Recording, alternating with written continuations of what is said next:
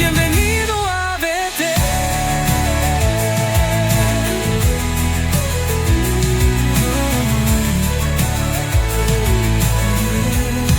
Bienvenido a Betel. Eres amado, no estás solo, hay un lugar para ti. Dios te llama, ven aquí.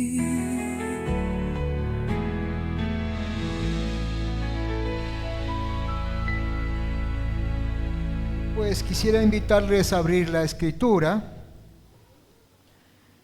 en el libro de Éxodo capítulo 14. Éxodo capítulo 14. Vamos a abrir en esta parte de la Biblia. Bueno, les recuerdo mi nombre es Smith Franco, yo soy de Montecristi, Manabí. Estoy aquí de parte del Consejo Pastoral. Un saludo pues de todo el Consejo para ustedes, amados hermanos. Bueno, no sé si ya encontraron Éxodo capítulo 14. Sí, en la versión Reina Valera pues hay aquí una historia que es muy conocida. No sé cuántos han leído esta historia. A ver, ¿cuántos dicen amén? Unos pocos nomás. Bueno, hoy día vamos a revisar un poquito esta historia, ¿no? Vamos a tener abierto ahí en Éxodo capítulo 14 y vamos a orar. Padre, en el nombre de Jesús, engrandecemos tu nombre, Señor, en esta mañana. Te agradecemos, bendito Dios, porque hoy despertamos con vida, Señor, y nos has bendecido con los alimentos, Señor, y nos das este privilegio de poder estar aquí en este lugar para alabarte, Señor, para bendecirte y también para escuchar tu palabra. Bendito Dios, pues que tu Espíritu, Señor, sea el que toque nuestros corazones, hable a nuestras vidas, Señor, y tu Espíritu sea el Señor el que edifique nuestra vida cristiana. Bendito Dios, pongo este sermón en tus manos, Señor, que usted se lleve la gloria y la honra, y cada persona que se ha dado cita en este lugar, pues pueda salir edificada, pueda salir desafiada a cualquier situación, Señor, que se presente en el diario vivir. Bendito Dios, en tus manos estamos, en el nombre de Jesús. Amén. Muy bien, hermanos, cada vez que nosotros leemos este libro de Éxodo, incluyendo pues el libro de Levítico, Números y Deuteronomio, nos encontramos pues con una de las grandes etapas del Antiguo Testamento. Pues esta etapa pues es la etapa del Éxodo. ¿Sí? Estos 4 libros nos relatan todos los acontecimientos que se dieron en este Éxodo, ¿no? Entendemos por Éxodo pues la salida del pueblo de Israel de Egipto rumbo a la tierra de Canaán. Es lo que Dios le había prometido a Abraham y su descendencia. Entonces pues cuando leemos estos libros nos entramos aquí en todos estos acontecimientos del Éxodo. Muchos pues dicen, hermanos, que esto del Éxodo es algo paralelo a nuestra vida cristiana, porque así como los israelitas pues salieron de Egipto, de la esclavitud de Egipto, rumbo a la tierra prometida, pues dice que eso es paralelo a la vida cristiana, porque nosotros también pues hemos salido de la esclavitud del pecado y caminamos pues hacia la vida eterna. Así como aquí en el Éxodo podemos ver pues, o hemos aprendido, de que el pueblo israelita pues en este recorrido que hizo hasta la tierra prometida pues anduvo por el desierto. Muchas veces también nosotros andamos por el desierto de la vida, donde a veces nos encontramos con algunas dificultades y pues parece que eso es paralelo a lo que nos relatan estos libros. Por lo tanto, pues debe ser una motivación para leer estas historias, porque tal vez podamos identificarnos muchas veces en los acontecimientos que se dan a través de estos libros. Así que vamos a leer unos versículos aquí al principio de este capítulo 14. Dice el versículo 1: habló Jehová a Moisés diciendo: di a los hijos de Israel que den la vuelta y acampen delante de Pi-Hahirot, entre Migdol y el mar, hacia Baal-Zephón. Delante de él acamparéis junto al mar. Porque Faraón dirá de los hijos de Israel: encerrados están en la tierra, el desierto los ha encerrado. Y yo endureceré el corazón de Faraón para que los siga, y seré glorificado en Faraón y en todo su ejército, y sabrán los egipcios que yo soy Jehová. Y ellos lo hicieron así. No sé si tal vez usted, pues, algún momento usted tal vez ha revisado. En la Biblia a veces nos encontramos al final o a veces al principio, con unos mapas ahí. En las Biblias mayormente aparecen estos mapas. Y estos mapas, pues, de alguna manera nos ayudan a ubicarnos un poquito en el espacio o donde se dieron los acontecimientos. ¿Sí? Y pues,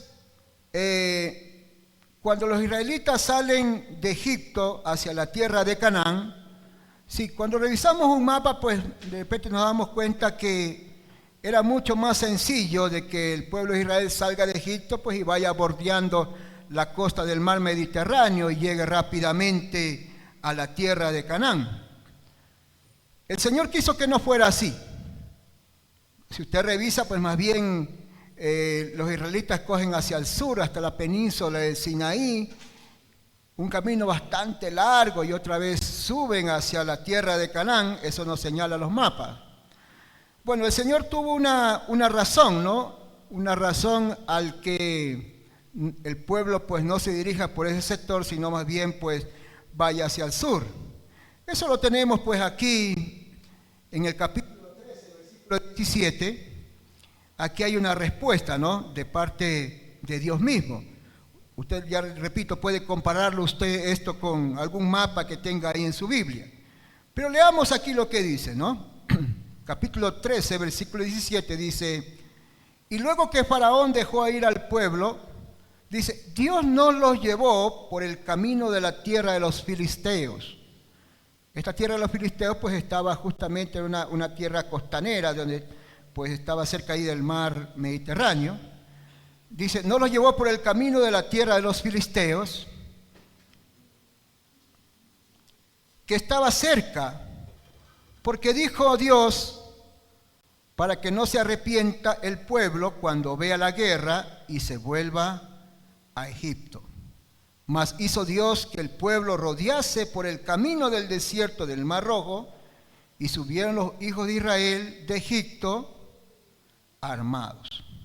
Ya, entonces, cuando revisamos los mapas, pues pareciera que el camino más corto es bordeando el mar Mediterráneo por la costa, pero el Señor dice, no, por ahí no los voy a llevar, porque ahí hay un pueblo filisteo que es un pueblo guerrero, y cuando el pueblo, pues, el pueblo de Israel se encuentre con los filisteos, van a tener una guerra ahí y van a decir, mejor regresémonos otra vez a Egipto. Entonces nos dice aquí, pues, en el capítulo 14, que el Señor les dice a los israelitas, les dice que den la vuelta, dan una vuelta, ¿sí? Y les señala, pues, un sector donde ellos debían acampar. ¿Cómo se llama ese sector? Según el versículo número 2, dice aquí, y acampen, dice, delante de Pi-Hahirot, entre Migdol y el mar.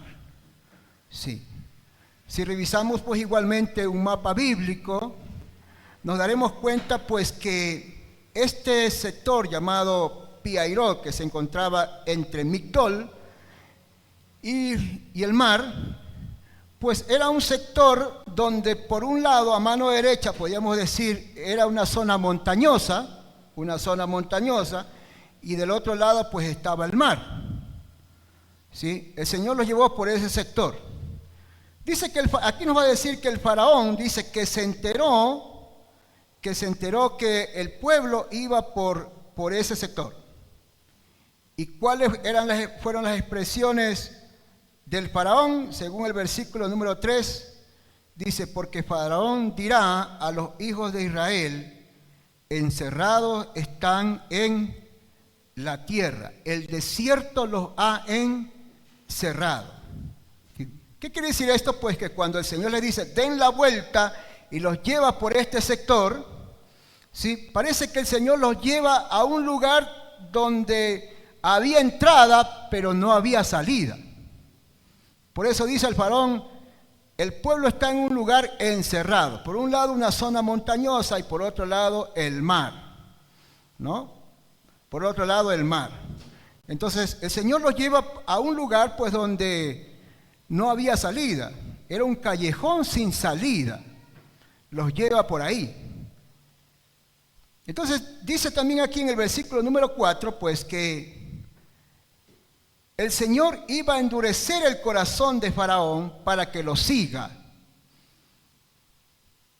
Pero el Señor nos dice aquí que tenía un propósito al llevarlos por ese callejón sin salida, y al endurecer el corazón del faraón para que lo siga, pues tenía un propósito. ¿Cuál era el propósito? Según el verso 4 dice: y seré glorificado en Faraón y en todo su ejército, y sabrán los egipcios que yo soy Jehová.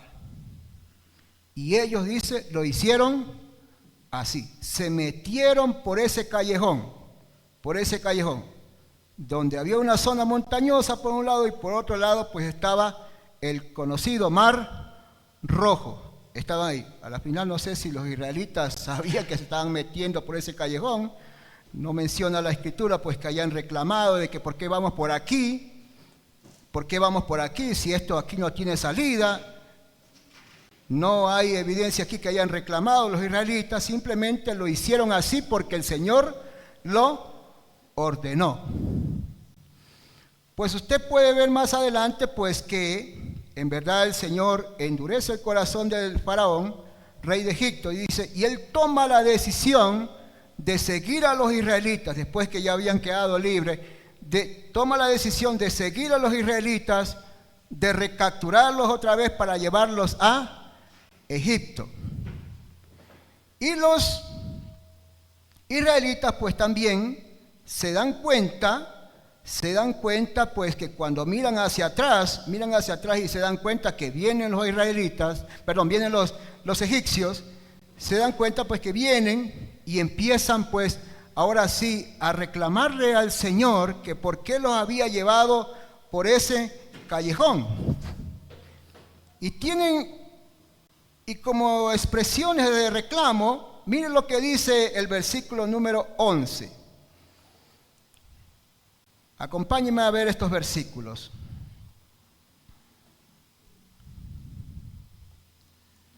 Podemos leer el versículo 10, dice, y cuando Faraón se hubo acercado, dice, los hijos de Israel alzaron sus ojos, y he aquí los egipcios venían tras ellos, por lo que los hijos de Israel temieron en gran manera y clamaron a Jehová. Y dijeron a Moisés, ¿qué dijeron a Moisés?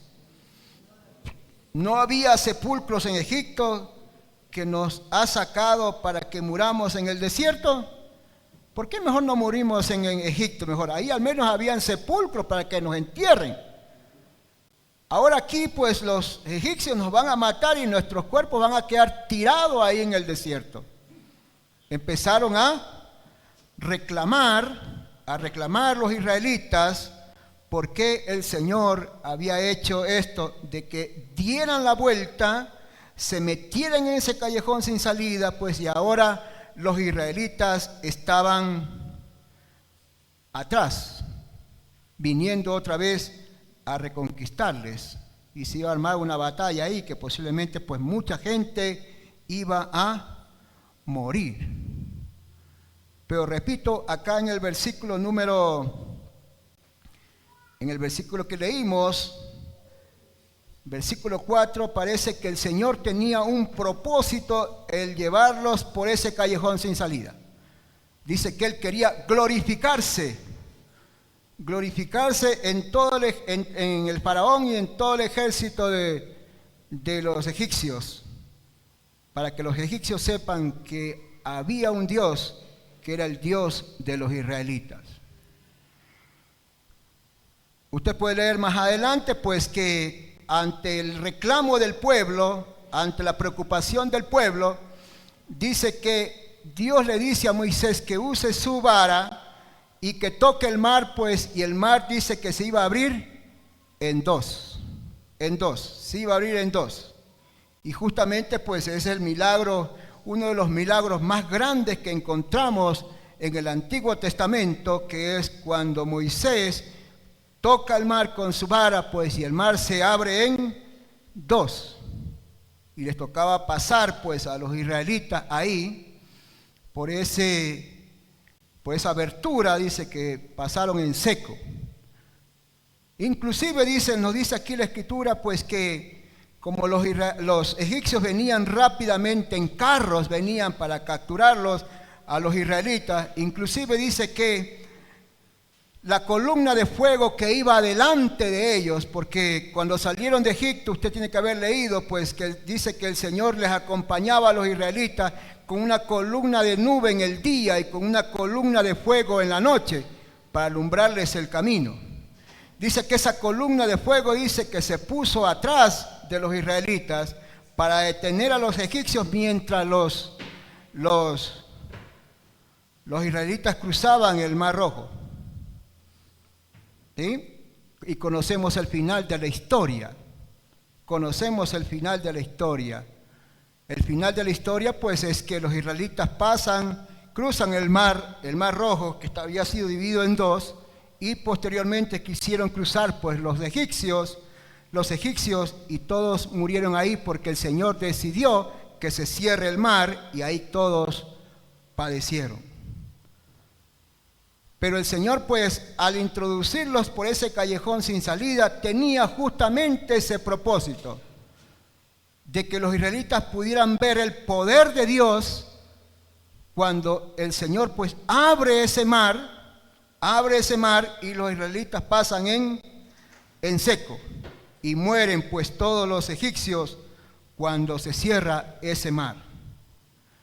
Dios quería glorificarse a través de este acontecimiento o de esta decisión que tomó de llevarlos por este callejón sin salida.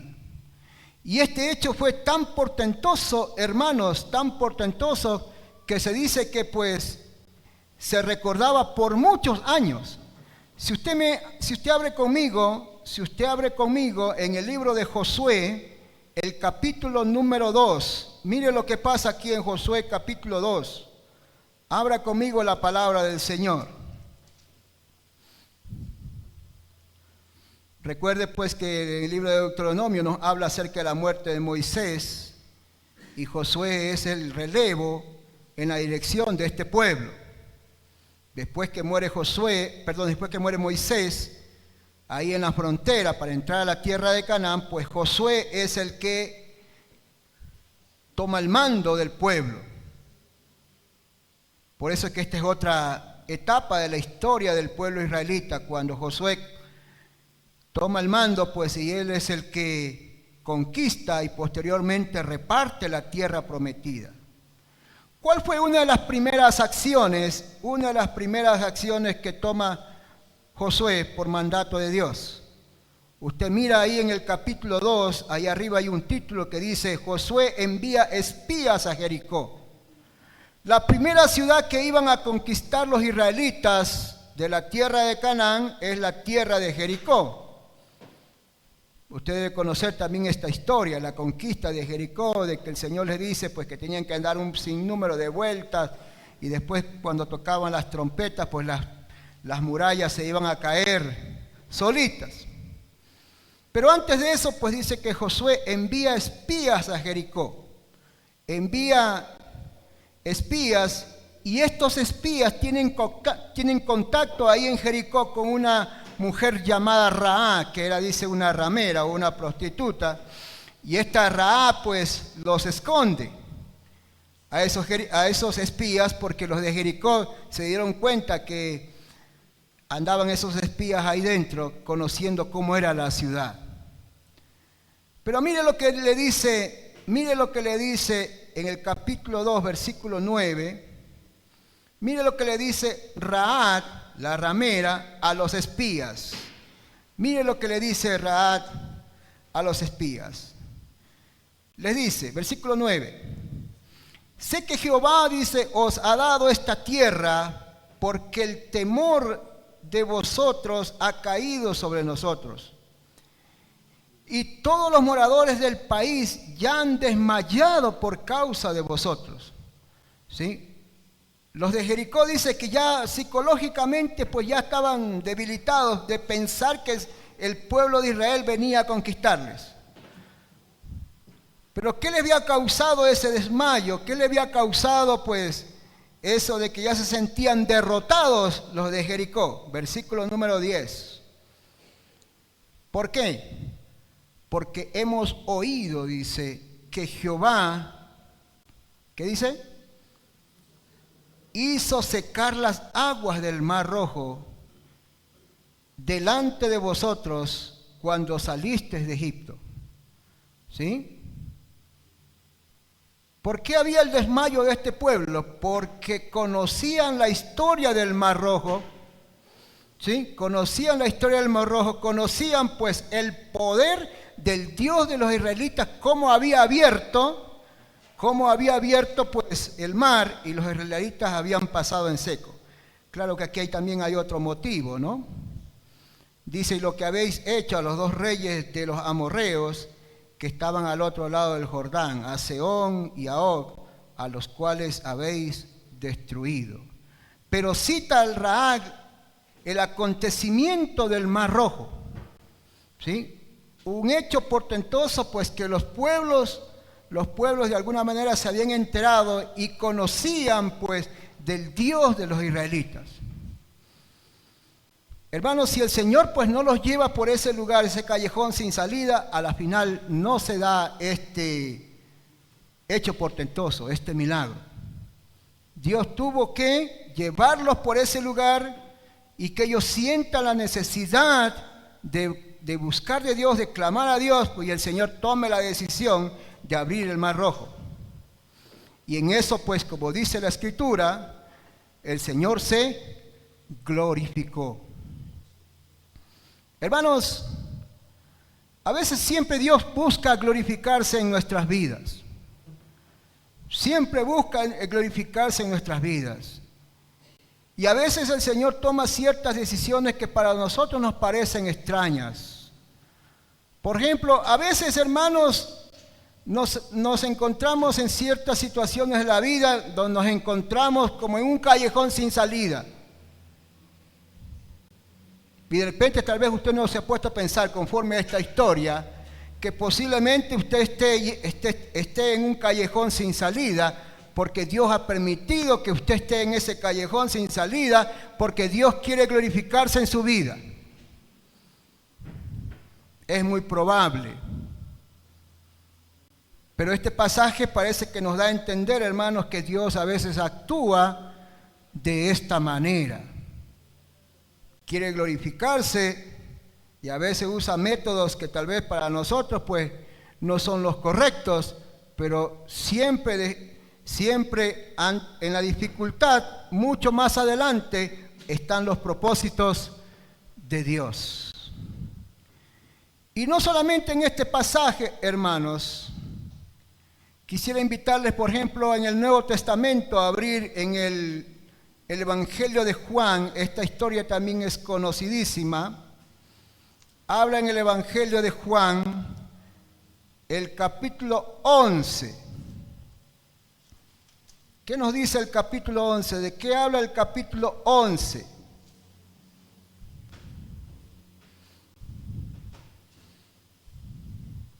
A ver, los que tienen la versión Reina Valera. De la muerte de Lázaro. Creo que esta historia también es muy conocida. Me imagino que usted tiene que haberla leído. ¿Sí? El Señor Jesucristo dice que era un amigo muy cercano, muy íntimo con Lázaro. Y Lázaro tenía dos hermanas, una se llamaba Marta y otra se llamaba María. Y pues el libro de Lucas nos menciona de que antes de este acontecimiento, pues ya el Señor Jesucristo había visitado su casa. ¿Se acuerdan esa historia? Pues cuando Marta dice que estaba muy atareada haciendo los quehaceres de la casa y dice que María estaba ahí pues a los pies del maestro. Y Marta le dice, Señor, ¿por qué no le dices a mi hermana pues que me ayuden los quehaceres? Y bueno, usted conoce la historia. Esa historia la relata Lucas y es muy antes a esta historia. O sea, ya Lázaro y sus hermanas pues eran muy conocidos con el Señor Jesucristo. Por eso es que dice aquí la palabra del Señor. ¿Qué dice? Estaba entonces enfermo uno llamado Lázaro de Betania, la aldea de María y de Marta su hermana. María, cuyo hermano Lázaro estaba enfermo, dice, fue la que ungió al Señor con perfume y le enjugó los pies con sus cabellos. Enviaron pues las hermanas para decir a Jesús, Señor, he aquí el que amas está enfermo. Oyéndolo Jesús dijo, esta enfermedad no es para muerte, sino para la gloria de Dios, porque el Hijo de Dios será glorificado en ella. Note esa frase, porque el Hijo de Dios será glorificado en ella. ¿Sí? Y amaba a Jesús, versículo 5, y amaba a Jesús, a Marta, a su hermana y a Lázaro. Cuando yo pues que estaba enfermo, dice, se quedó 2 días más en el lugar donde estaba. No sé, ¿no? Si usted tiene un amigo muy cercano, un amigo muy íntimo, y de repente pues le mandan a avisar a usted que tiene que ir de repente porque necesita de usted, yo creo que si es íntimo, usted va rápidamente, ¿no es cierto? Algo ha de necesitar de mí esa persona. Si corro, voy rápidamente. El Señor Jesús y Lázaro eran amigos muy íntimos, dice que lo amaba, dice el texto aquí de Juan.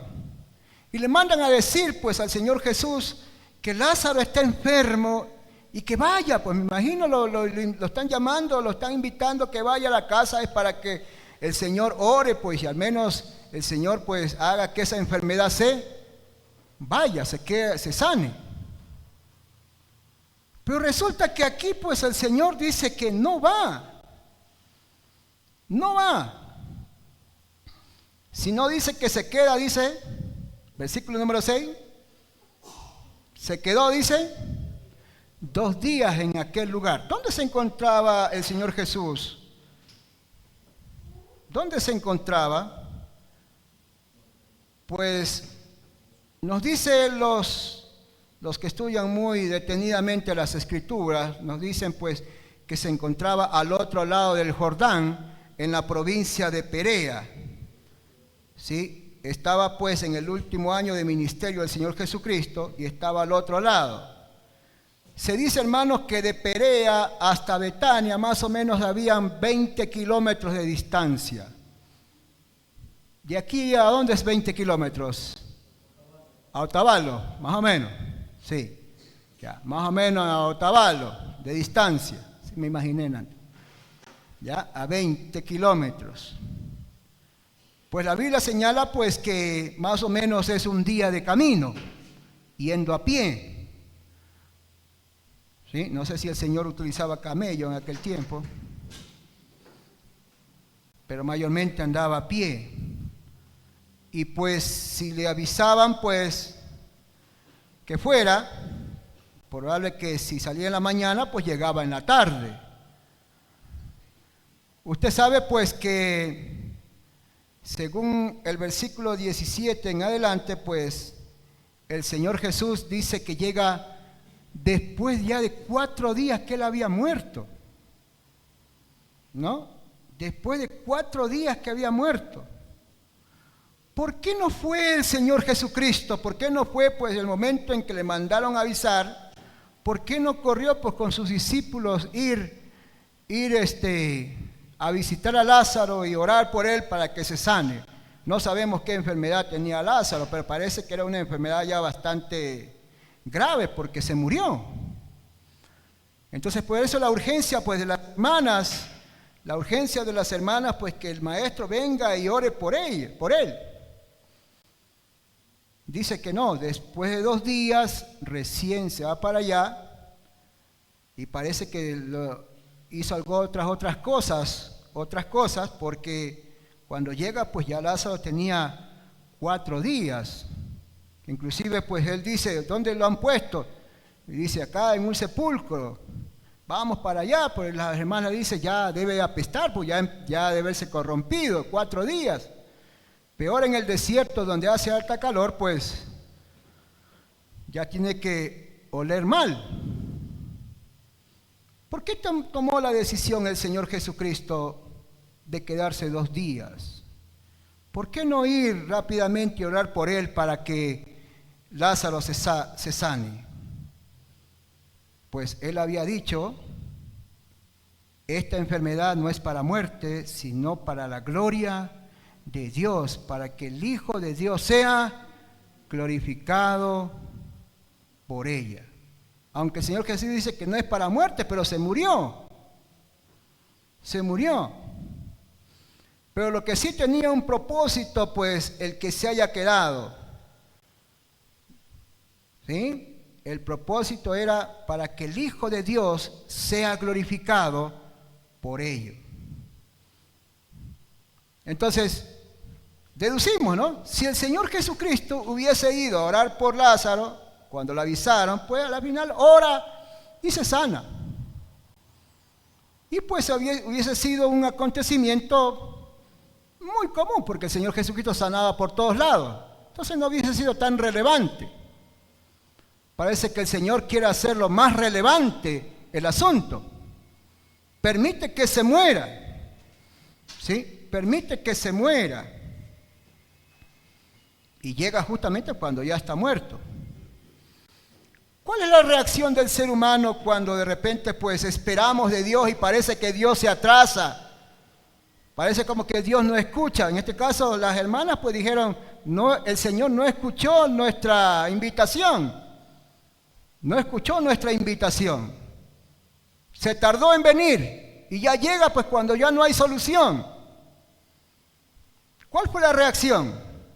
Apenas llega el Señor Jesús ahí a Betania, dice que sale Marta y le dice pues, le reclama, Señor, si tú hubieses venido, mi hermano no hubiese muerto. Le reclama, así es el ser humano, reclamamos porque ya no, ¿qué viene a hacer? Ya no hay solución, ya se murió. Y María pues parece que también tenía alguna situación en su corazón, parece que estaba medio resentida, ¿no? Porque esa es otra situación del ser humano. Resentirnos cuando a veces las cosas pues no nos salen como nosotros quisiéramos. Parece que se resintió y nomás notamos pues que Marta es la que sale a reclamarle al Señor Jesús y María dice que se quedó adentro. Se quedó. Sin embargo, pues el Señor Jesús le dice a Marta, le dice, tu hermano resucitará. Ah, Marta dice, sí, yo sé que va a resucitar. va a resucitar pues en el día postrero, en el día en que resucitan todos los muertos. Ella estaba pensando en un futuro, el Señor Jesús le estaba hablando de algo presente. Y ahí pues le llevan donde lo habían puesto a Lázaro, en una tumba. En una tumba. Y ahí tenemos ese versículo famoso, el 11:35, donde el Señor Jesús llora por su amigo. Llora a verlo muerto. Sin embargo, pues, el relato nos dice, hermanos, el relato nos dice que el Señor Jesucristo, pues, resucita a Lázaro. Eso lo conocemos en la historia. Pero ¿dónde está pues el propósito? El propósito, hermanos, ¿dónde está el propósito del cual hablaba el Señor cuando dijo: me quedaré aquí 2 días, porque esto no es para muerte, esto es para que el Hijo de Dios sea glorificado? Capítulo 11, verso 45, nos dice lo siguiente. ¿Qué nos dice?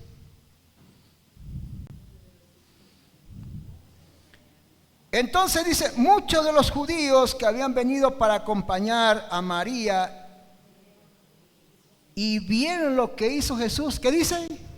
Creyeron en Él. ¿Cuál es el propósito de que Jesucristo sea glorificado? De que muchas personas crean en Él. ¿Sí? Eso tal vez no lo habían entendido Marta y María, no lo habían entendido. Porque muchas veces los propósitos de Dios son medios raros ahí, medios contradictorios, pero más adelante está el resultado de esos propósitos y a veces uno no lo entiende. María no lo habían entendido, pero ahí dice que después que vieron ese acontecimiento, dice que muchos de los judíos que habían venido a acompañar a María, a consolarle porque había muerto Lázaro, dice que creyeron en el Señor Jesucristo. Y no solamente eso, hermanos. Miren lo que dice el capítulo 12, versículo número 9. Esto sí es grandioso. Miren lo que dice el capítulo 12, versículo 9, 10 y 11 de este evangelio. Miren lo que dice. Dice, gran multitud de los judíos supieron entonces que él estaba allí. O sea, cuando habla de él, habla del Señor Jesús, que estaba en la casa de Lázaro. Vuelvo a leer. Gran multitud de los judíos supieron entonces que él estaba allí y vinieron, dice, no solamente por causa de Jesús, sino también para ver, ¿a quién? A Lázaro, a quien había resucitado de los muertos. Pero los principales sacerdotes acordaron dar muerte también a Lázaro. Sí, los sacerdotes andaban buscando al Señor Jesús para matarlo. Y en este caso no solamente al Señor Jesús, sino también a Lázaro, que había resucitado el Señor Jesucristo. ¿Y por qué no querían matar a Lázaro? Versículo 11. Porque a causa de él, muchos de los judíos se apartaban y creían en Jesús. O sea, llegaban a la casa de Lázaro, veían a Lázaro vivo. Yo también creo en Jesús. Todo el mundo llegaba ahí, yo también creo en Jesús, solamente por ver a Lázaro vivo, el que había muerto. ¿Quién se estaba glorificando? El Señor Jesucristo. Si el Señor Jesucristo hubiese ido a sanar a Lázaro y no hubiese permitido de que él se muera y posteriormente de haberse resucitado, entonces no se hubiesen dado todos estos acontecimientos que se dieron después de la muerte de Lázaro. ¿Qué nos da a entender esto, hermanos? Que a veces, hermanos, Dios nos lleva por callejones que aparentemente no tenemos salida, no hay puerta, miramos para todos lados y no encontramos una salida, una solución a la circunstancia negativa o al problema que estamos viviendo, como en el caso de Moisés. Pero Dios tiene un propósito más allá y el Señor nos va a abrir un mar rojo o va a abrir una puerta para que nosotros pues glorifiquemos el nombre del Señor. A veces, hermanos, pues creemos que como que Dios tarda, oramos y oramos y oramos y decimos, Señor, interven en esto, pero parece que el Señor tiene tapados los oídos. No, los tiene bien abiertos. Es la promesa de Dios. Los tiene bien abiertos, pero el asunto es que el Señor espera la ocasión oportuna para poder obrar, porque Él sabe que ahí va a ser glorificado. Ahí va a ser glorificado. Hermanos, posiblemente pues, yo no le conozco a usted, tal vez usted se encuentre en un callejón sin salida. ¿Sí? Y no sé en qué circunstancia, tal vez usted se encuentre en un callejón sin salida. Permítame decirle pues que en ese callejón sin salida, Dios tiene un propósito con su vida y con su situación. ¿Sí? Hermano, yo no le conozco a usted, pero posiblemente usted esté en una circunstancia donde usted está invitando al Señor que intervenga y parece que Dios pues no llega, no actúa. Pues permítame decirle igual, como en el caso de Lázaro, pues no es que Dios no lo escuche, Dios está esperando el momento apropiado para obrar en esa situación que usted está pasando o está experimentando. Así que veamos pues, hermanos, muchas veces que en esas circunstancias negativas o en esas circunstancias difíciles que a veces nos toca vivir, muy delante pues están los propósitos de Dios. ¿Sí? Están los propósitos de Dios. La iglesia aquí pues está pasando por un problema bastante complicado, no sé si usted lo ve así, ¿sí? A la final Dios lo ha permitido, porque Dios quiere glorificarse, ¿sí? Dios quiere glorificarse, y Dios quiere que usted sea partícipe de esa gloria, de esa manifestación de Dios, que tal vez usted ahorita no la entiende, o no la comprendemos, tal vez no sabemos muchas veces qué hacer ahora, pero Dios sí tiene más adelante, tal vez que será, no sé, un mes, 2 meses, 1 año, 2 años, no sabemos, pero Dios tiene un propósito de glorificarse en esta iglesia, que es una de las iglesias más viejitas de la iglesia del pacto. Y Dios no ha abandonado a su iglesia, Dios está con ustedes y Dios va a glorificarse. Amén. Así que entonces solamente pues nos toca esperar el momento apropiado, que no lo sabemos nosotros. Toca esperar el momento apropiado en que Dios se va a manifestar. Lo que sí pues es muy importante que todos los que están aquí, tal vez algunos otros que no han venido, se mantengan fieles en saber esperar, en que los planes nuestros son muy pequeños a los planes que Dios tiene para nuestras vidas. Y eso sí hay que tenerlo muy claro cada uno de nosotros. Amén. Le damos la gloria al Señor.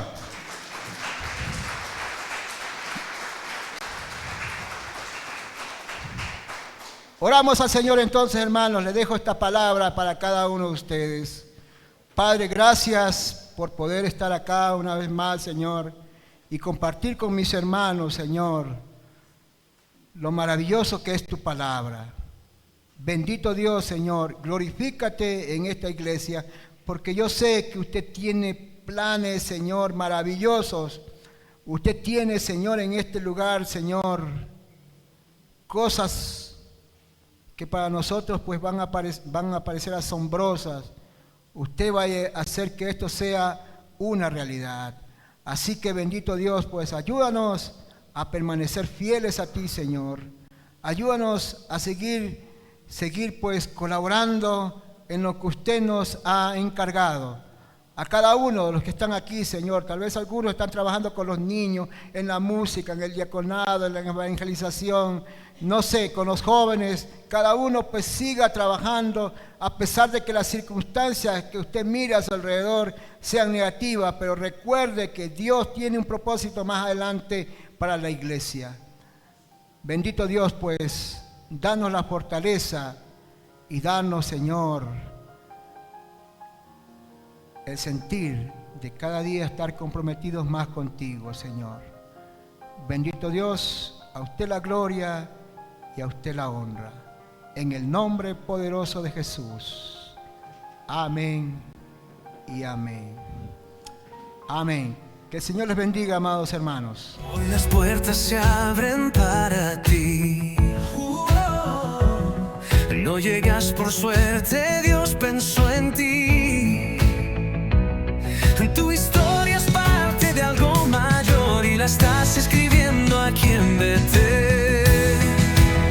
Aunque el mundo te hizo dudar, aquí puedes volver a empezar. Bienvenido a Betel. Eres amado, no estás solo, hay un lugar para ti. Dios te llama, ven aquí. En Betel se vive con fe, eres parte del plan del Rey. Aquí celebramos que llegaste, tu vida es un milagro andante. No más temor, hay libertad. En Betel puedes volver a ser. Bienvenido a Betel. Eres amado, no estás solo, hay un lugar para ti. Dios te llama, ven aquí. En Betel se vive con fe, eres parte del plan del Rey.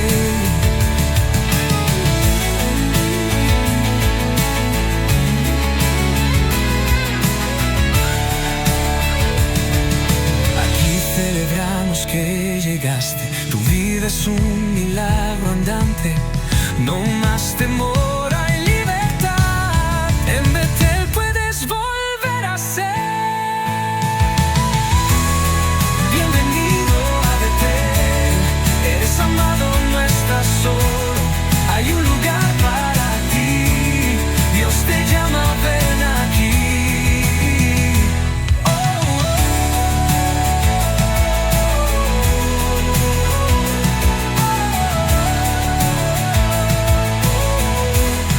Bienvenido a Betel.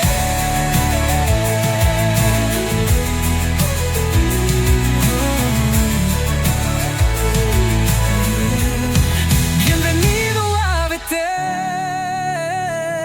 Eres amado, no estás solo, hay un lugar para ti. Dios te llama, ven aquí.